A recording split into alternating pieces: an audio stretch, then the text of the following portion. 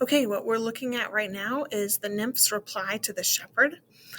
And this is a poem by Sir Walter Raleigh, which you should remember when we talked about the explorers. We mentioned Sir Walter Raleigh. He was an English subject.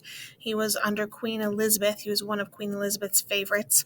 But Raleigh had a few other things that he did, and those, if you want to take out your class notes sheet, we can take a look a little bit about what Sir Walter Raleigh was known for today. Today he's known for this attempted settlement in Roanoke Island. If you want to know a little bit more about that, you can look it up. But he attempted to settle after Virginia kind of came to be. He tried to settle on Roanoke Island as well, and that ended up failing. He tried a couple of times to have a settlement in the New World. Roanoke Island is infamous because the people disappeared, and for a long time they were unsure where they went. There still is some mystery about what happened to the people there, but a lot of evidence suggests that maybe that they ended up having to leave for various reasons and maybe settled with the other people groups. It is a really interesting story, so if you look it up, it is quite interesting. But he did not get a chance to have a settlement in the New World, which is what he was hoping for. You can see from the photograph he was known for being dashing, and it's written that he's quite handsome. He does have a pearl earring in his ear, and that is to kind of show that he's a queen's man. The pearl was Queen Elizabeth's, jewel of choice. And so he's kind of known for that. Another thing he's known for is introducing the potato to Ireland and Scotland. We always think about potatoes being iconic to Ireland and Scotland, but they're actually from the New World here. And they were brought over by Walter Raleigh to Ireland and Scotland and to become a staple there. Additionally, he brought something else over from the New World, and that is tobacco. Tobacco was brought over. It was grown Maryland and Virginia and places like that, and then brought over to England, and pipe smoking became a thing. Okay. Additionally, he was known for, he was Queen Elizabeth's favorite under but when James I took the throne, he didn't quite like Raleigh as much, and he had him put to death. Raleigh did get into some hot water with Queen Elizabeth too. I think we talked about this at one point. He had gotten into some hot water with Queen Elizabeth as well. He decided to secretly marry one of her ladies in waiting. That was kind of against the rules. Queen Elizabeth was supposed to give permission if any of her courtiers and especially her ladies in waiting wanted to get married, but they did it in secret, and it wasn't found out until her lady in waiting had a child. And subsequently, the child and the mother and Raleigh were all thrown in the Tower of London. Eventually, he was able to get back into the Queen's good graces, but maybe not in the same way that he was before. When James I came around, he was accused of treason, trying to overthrow King James and put a different person on the throne. And again, he works his way back into the graces of James I, but eventually is put to death for treason. So but he's extremely talented as a poet. He actually writes 33 different poems during his life, including one right before he died. Right before he's sent to be beheaded, he writes up an epitaph about his life. So and that's dedication, is what it is. All right, here's some words that you need to know as we move forward. Skeptical. We look at the tone of this poem. It is extremely skeptical. The nymph, or in this case, the young lady, is not easily convinced. She's having doubts. She's having reservations about this proposal that she's been given by the shepherd.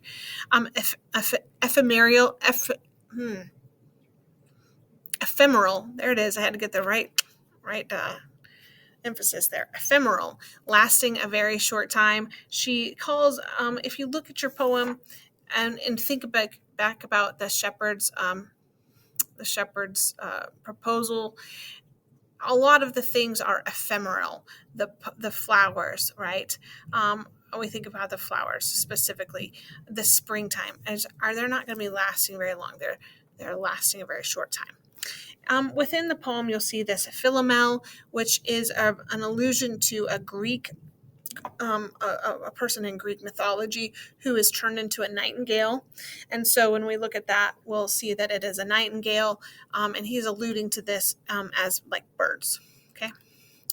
So this poem is written in iambic tetrameter, and what this is it is 4 beats in the line. So you have stressed and unstressed words. Okay, this is actually the same in Marlowe's poem as well. So he kind of uses the same thing in Marlowe's poem. So what that sounds is da dum, da dum, da dum, da dum. So it has this beat, and there are 4 beats per line. So grab your poem and let's take a look just at the first line. If all the world and love were young. Okay, so what that sounds like is, if all the world and love were young. See that? Da, da, da, da, da, da, da, da. And truth in every shepherd's tongue, right? So you have a beat that goes throughout the entire poem. This is iambic tetrameter. Later, when we look at Shakespeare, he uses iambic pentameter, 5 of those iambs in each line. Okay. Then we have this one, personification. Personification is to attribute human characteristics to things that are not human. There are 3 personifications in this poem. We're going to take a look and see if we can find some. Okay. All right. I'm going to go ahead and I'm going to put this in Google Classroom so you can listen to Helena Bonham Carter read it. It is beautiful. She does a great job. So this is going to be your first reading, close reading. So on your class notes under first close reading step 1, go ahead and listen to her read the poem and then ask, what is the poem about? What's literally happening? What's figuratively happening? Okay, she does a great job. You can also use the symbols and annotate your poem. I'm going to let you do that. Okay, so maybe pause the video here and go ahead, listen to the video on the link that I put in Classroom for you and annotate your poem. All right, let's go ahead and take a look at this. There might be some words and phrases that are unknown to you. You can put those in your class notes as well, and hopefully I will hit them as we go through it, and you can define them yourself. Okay. So, and then you can also think about how they shed light on the meaning or the message of your poem. All right, so this poem, and I've just got the first 3 quatrains here. This and the other 3 on the next slide. This poem, it starts with this right here, this introduction. The next 4 quatrains are kind of like the evidence for the introduction, and then the last quatrain is the conclusion. So let's take a look. This, it starts with if everything, if all the world and love were young. So this isn't the fact that is true. It's if this were the truth, and truth in every shepherd's tongue. So if the world and everything were young and lovely, and if you were telling me the truth. She's basically calling the shepherd a liar. If you could just tell me the truth, then these pretty pleasures might be moved. I might be moved to live with you and be thy love if you were telling me the truth, and if everything were going to stay young, including our love, right? But instead, she says, time drives the flocks from field to fold, right? So remember, if you go back and look at the passionate shepherd to his love, he's talking about the flocks, them laying around and watching the flocks and how wonderful it is. It's this beautiful spring or summertime, and they're watching the flocks, and there's this lovely little brook, and they're lying on the warm rocks, right? She's saying, well, but in time, the flocks no longer have to get to stay in the field. They have to go into the fold. And the rain comes, and the snow comes, and the rivers start to get full of water, and they become this raging river, no longer this lovely little brook that is, trickling by. And the rocks are no longer warm and wonderful, they're cold. And I have this little picture here to think about this. This does come, right? Eventually, this time comes. The rivers rage, the rocks grow cold, and Philomel becometh dumb. And remember, Philomel was that Greek god, Greek myth where the woman becomes a nightingale. So essentially, he's saying, and birds become quiet, not dumb as in stupid, but quiet. They no longer sing, right? The rest complains of cares to come. So we could be talking about the rest of the birds or the rest of the animals or the rest of the world, even up here. The rest complains of cares to come. Think about living in a world where you don't have indoor heat or light or plumbing or anything else, right? You live off of the land as well. So anything that you harvest has to last you until the next harvest, or at least until spring when you can maybe hunt. So winter itself is this concerning time of possible hunger and cold and dark, right? We have this already where this where everyone is like complaining about winter starting to get to them, and we're wishing it were spring. We have quite a bit of time, but the rivers are raging, the rocks are cold, the birds are no longer singing. There's this time, and there is a time for that. It cannot be summer all the time. It cannot be spring. The flowers do fade. Here we are. The flowers do fade. And wanton fields, okay, to wayward winter reckoning yields. The word wanton here meaning wild, but could also mean yielding. Okay, the flowers are fading, and the fields that had been yielding before and had been giving before, they are going away. They're being passing away into winter here. Wayward meaning it's difficult or it's badly behaved, right? The winter is coming. The difficult winter is coming, and it is giving all those other flowers, and the fields are giving way to winter. Here we have some of those personifications: wayward winter, okay, and wanton fields. Those are going to be personification. Also, this one up here: rivers don't rage, do they? Okay, so we have our three personifications here. Then we come here: a honey tongue. This is talking about sweet talk, okay? All that sweet talk that he gave her in the shepherd's poem. A honey tongue, a heart of gall, and in his fancies spring, but sorrows fall. So this is kind of comparing the two. A honey tongue is kind of like springtime. That's wonderful. It's all wonderful stuff. But a heart of gall. Gall means bitterness, right? It might be in springtime, everything is wonderful, and in summertime, everything's wonderful, and you have all these sweet words, but after a while, it might be that your heart becomes bitter, right? And you regret the love that you gave. Is fancies spring. But we have, and sorrows fall. So in fall and spring, we have something new and wonderful. This is the same thing, right?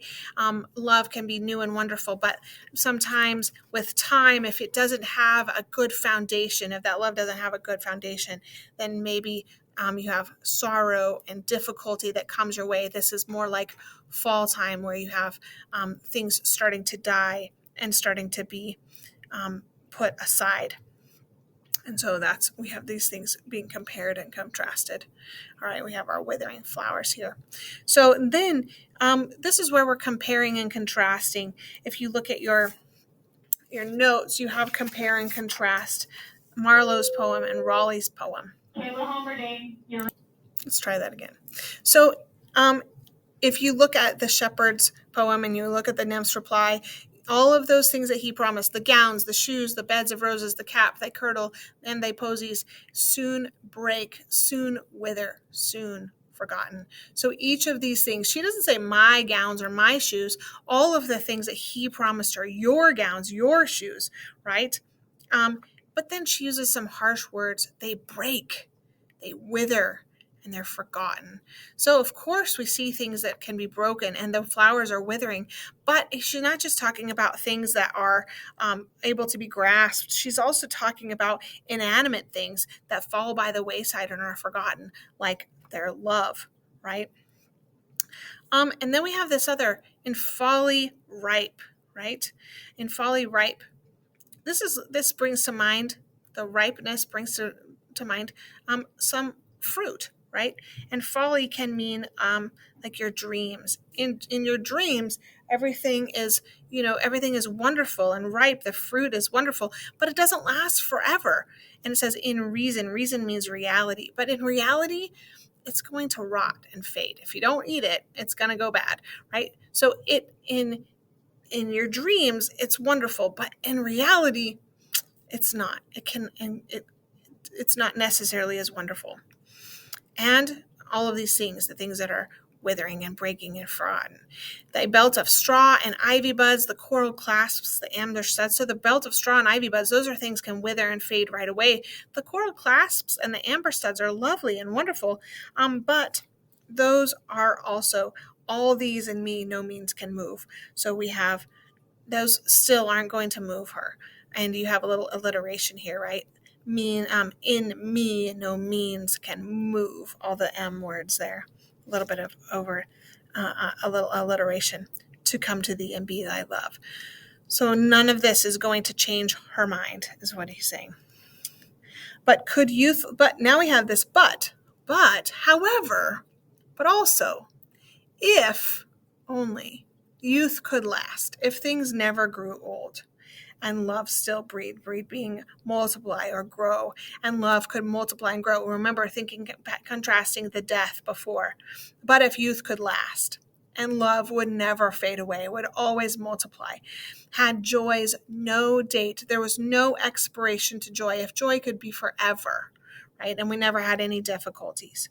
Nor age, no need. This means that there was no difficulty in age. We were never going to get old, because as you get older, you have needs and necessaries. You rely on other people to help you or whatever.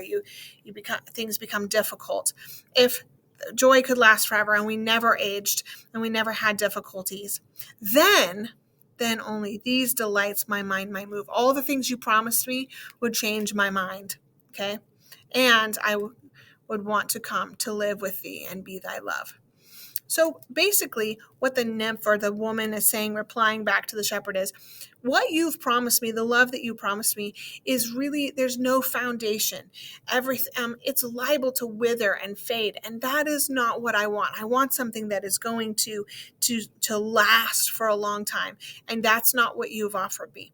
You've offered me something that will wither and fade, and it looks great in the summer, but when it's cold and it's dark and it's difficult and life is hard, is it going to last? It's not. It's not going to last. I need something that's going to last forever, not just for the summer of life. All right, so this is the end. There are some reading questions that you have in Google Classroom, and we will see you later.